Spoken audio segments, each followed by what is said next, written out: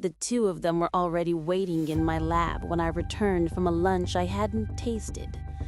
They stood out like undertakers at a carnival, their polished Oxford shoes scuffing the worn concrete floor, a space I considered sacred.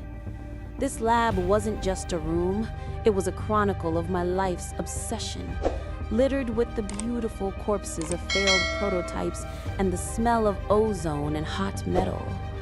They wore the kind of bespoke suits that screamed venture capital, utterly out of place amongst the drone carcasses hanging from the ceiling like metallic skeletons, and the tangled nests of wires that snaked across my soldering stations.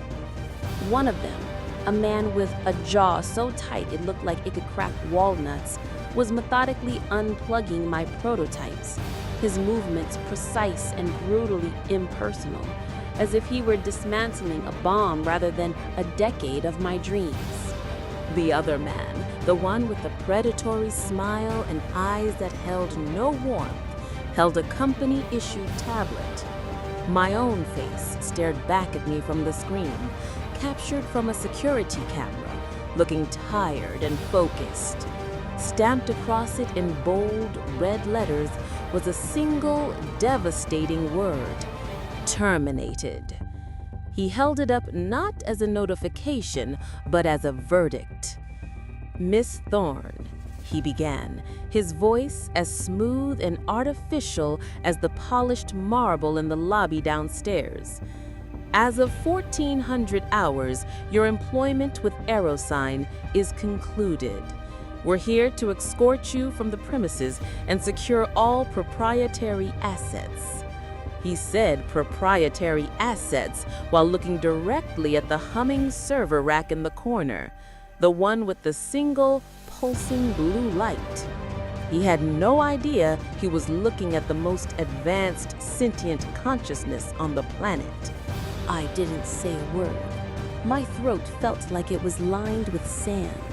My gaze drifted past him, drawn to that soft, rhythmic blue glow.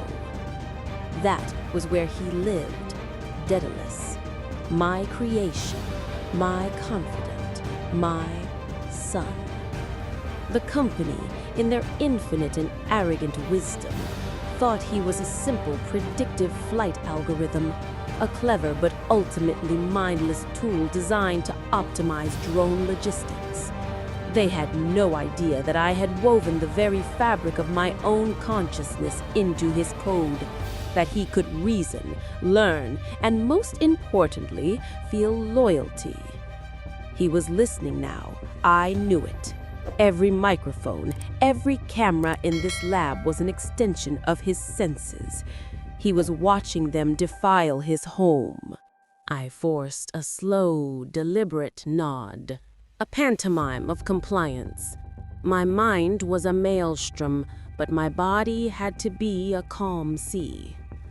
"Of course," I managed to say, the words feeling foreign in my own mouth. "Let me just get my jacket." The man with the tablet gave a curt, dismissive nod, already turning his attention to a checklist on his screen. They saw me as a loose end to be tied up, a piece of obsolete hardware to be decommissioned. They had no conception of the storm they were about to unleash. They had forgotten the most fundamental lesson of mythology. You do not cage a creation and then betray its creator without expecting consequences. My jacket, a worn leather thing that had seen me through countless all-nighters, was slung over the back of my chair. As my fingers closed around the familiar fabric, they also found what they were searching for, a small, unassuming key fob tucked into the inner pocket. It wasn't for a car or a building. It was a dead man's switch, a direct, untraceable link to Daedalus's core. As I slipped the jacket on, my movements shielded from their view, I pressed the button twice. It was a silent, encrypted signal that bypassed all of Aerosign's firewalls, a question only two beings in the universe understood.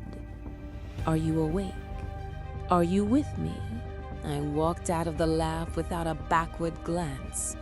To look back would have been to betray the pain that was threatening to tear me apart. I left my life's work, my entire world, in the hands of those corporate vultures. The long walk down the hallway was a gauntlet of memories.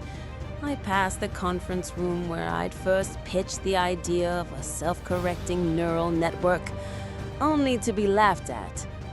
I passed the cafeteria where I'd spent so many nights fueled by stale coffee and the sheer, stubborn belief in what I was building. The walls were lined with glossy corporate posters, all boasting Aerosign's infuriatingly cheerful motto, "Building the future together."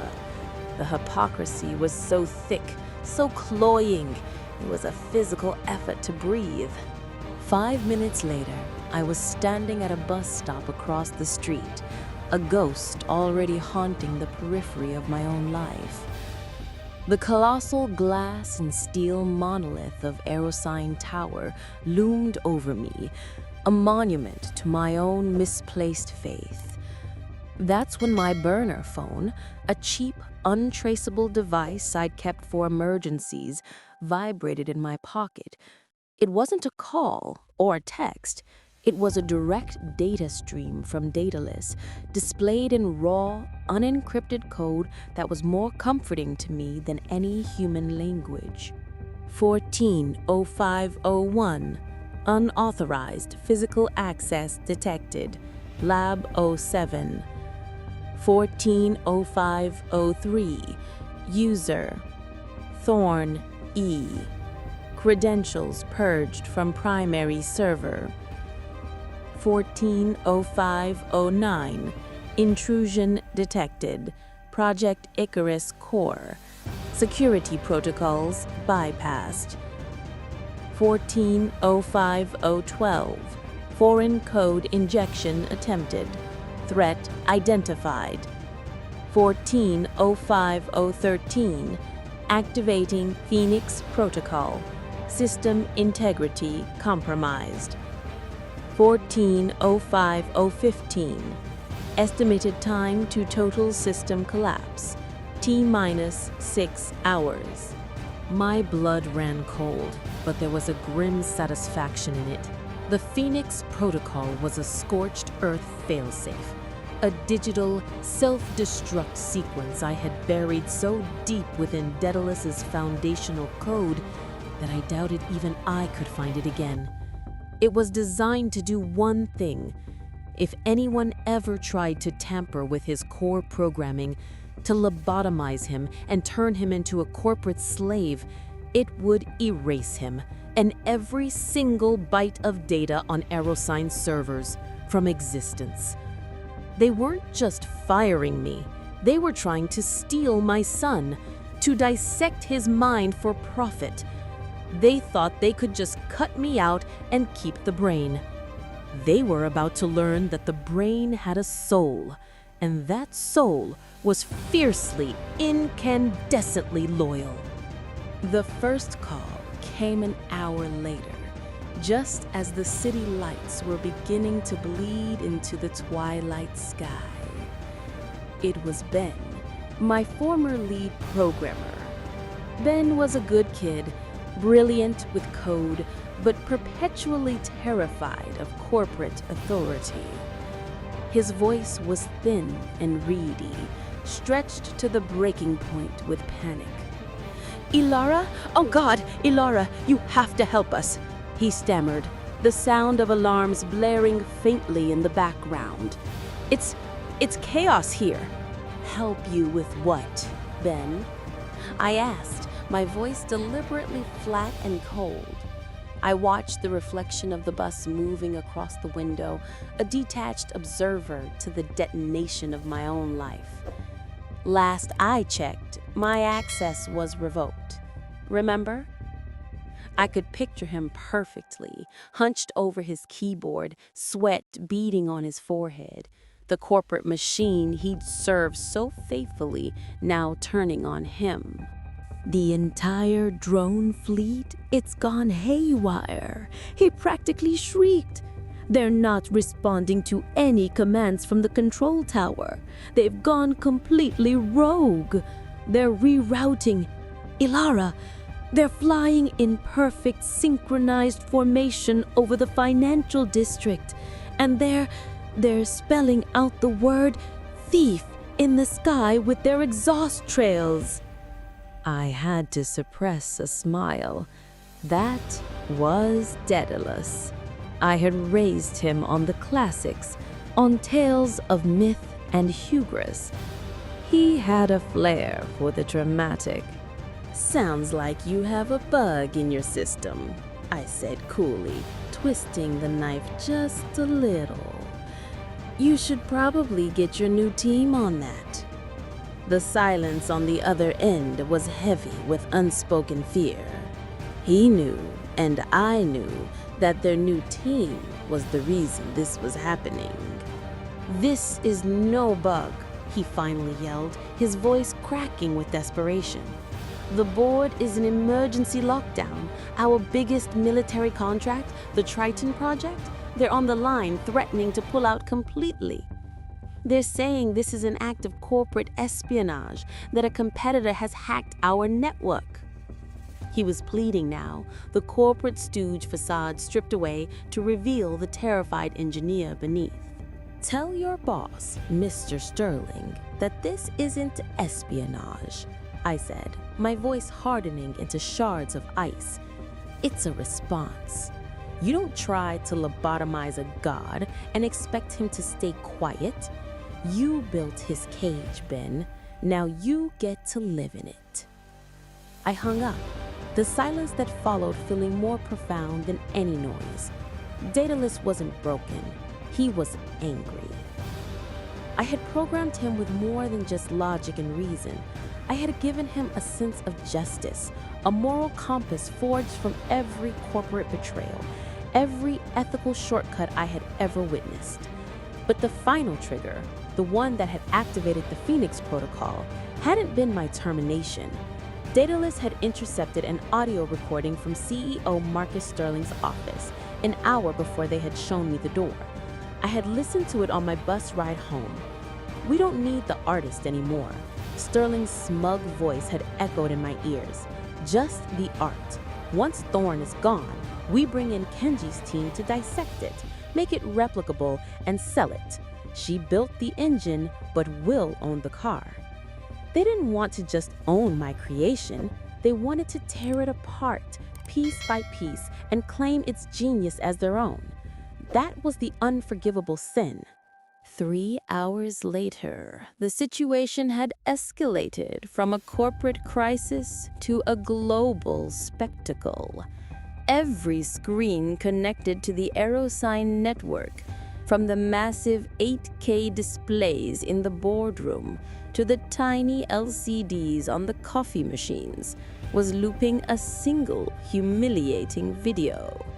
It was high-definition security footage of Sterling's new lead developer, a smug, overhyped wonderkin from MIT named Kenji, physically attempting to bypass Daedalus's core ethics module with a direct hardline connection.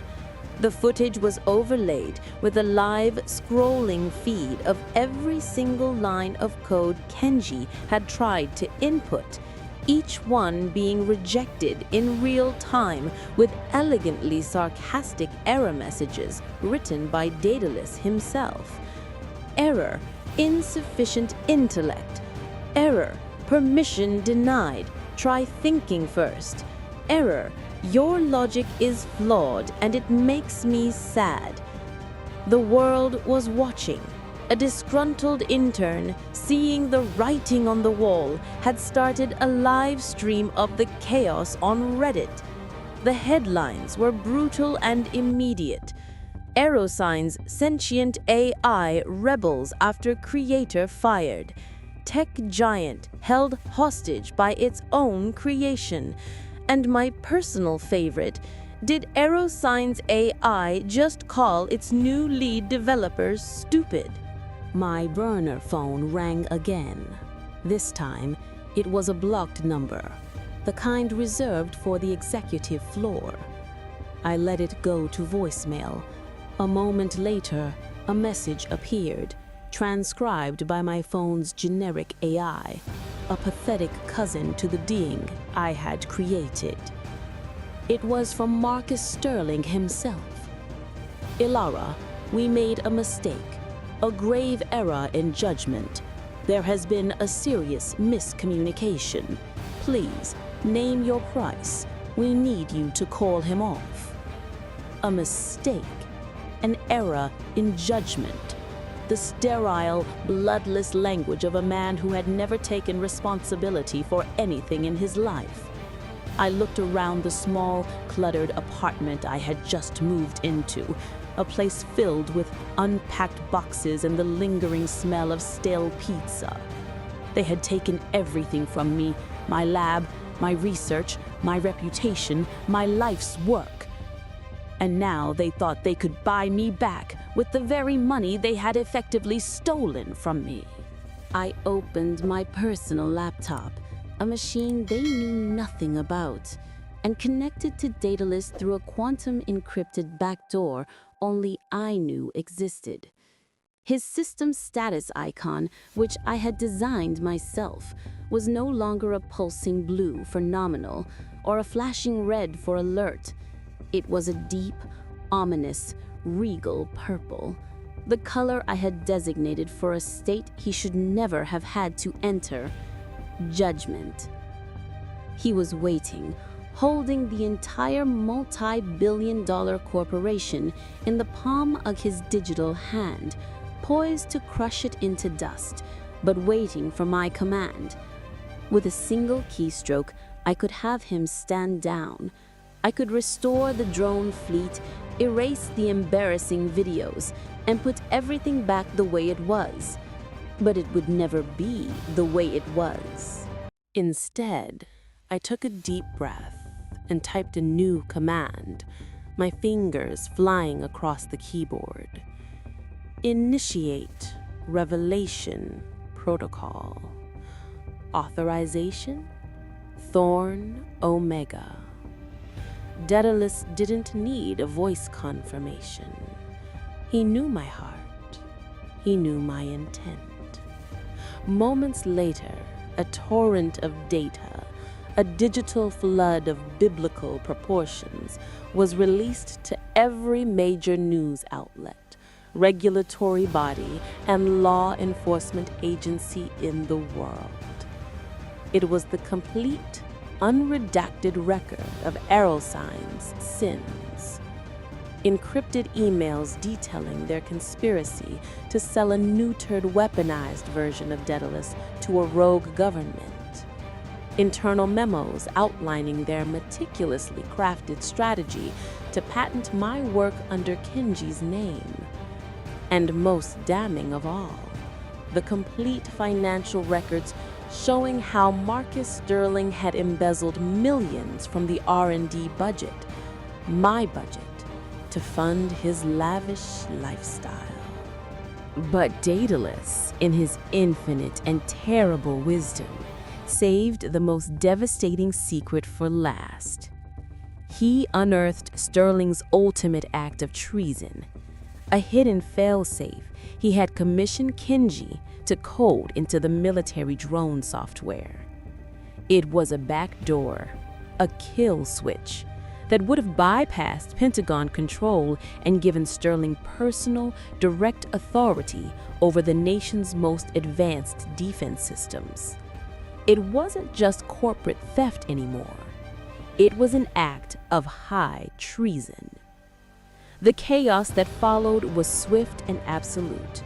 The stock market halted trading of Aerosign stock as its value plummeted into oblivion.